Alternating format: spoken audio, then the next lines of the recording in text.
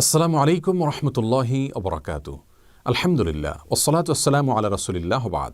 সুপ্রিয় দর্শক শ্রোতা ভাই বোন, আজ আমরা কুরবানির অত্যন্ত গুরুত্বপূর্ণ একটি মাসআলা নিয়ে কথা বলবো ইনশাআল্লাহ বিইذনিল্লাহ। আর সেটা হলো, আমাদের অনেক ভাই বোন যারা ইউরোপে অথবা পৃথিবীর বিভিন্ন প্রান্তে অবস্থান করছেন, তারা কোরবানির আগে অনেকেই বিভিন্ন শপে গিয়ে চুক্তি করে থাকেন যে আমি তোমার কাছ থেকে একটি পশু ক্রয় করলাম অথবা অমুক পশুটি কিনলাম, ঈদের দিন এই পশুটি জবে হবে এবং এতে যে পরিমাণ গোশত হবে সেই গোশতগুলো হিসেব করে মেপে আমি তার মূল্য তোমাকে পরিশোধ করব। গোশতের কেজি প্রতি কত মূল্য হবে সেটি হয়তো আগে থেকে চূড়ান্ত থাকে, কিন্তু পশুটিতে কী পরিমাণ গোশত হবে এবং তার মূল্য কত দাঁড়াবে এ বিষয়টি জানার জন্য ঈদের দিন পর্যন্ত অপেক্ষা করতে হয়। যে পরিমাণ গোশত পাওয়া গেল সেটা তিনি নিয়ে বাসায় চলে গেলেন মূল্য পরিশোধ করে। এতে কোরবানি বিশুদ্ধ হবে কিনা, এই প্রশ্নের উত্তর হলো যে এই পদ্ধতিতে কোরবানি করা হলে সেটি বিশুদ্ধ হবে না।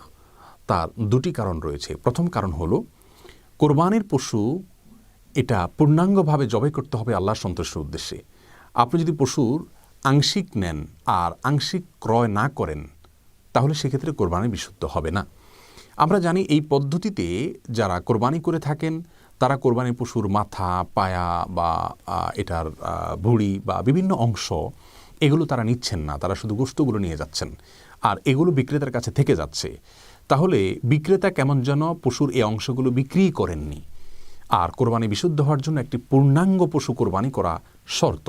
এজন্য কোরবানি পশুতে বড় কোনো ত্রুটি থাকলে কিন্তু কোরবানি বিশুদ্ধ হয় না, যেমনটি হাদিস থেকে স্পষ্টভাবে আমরা জানতে পারি। তার কারণ আমাদেরকে পূর্ণাঙ্গ একটি পশু আল্লাহর উদ্দেশ্যে কোরবানি করার জন্য নির্দেশ করা হয়েছে।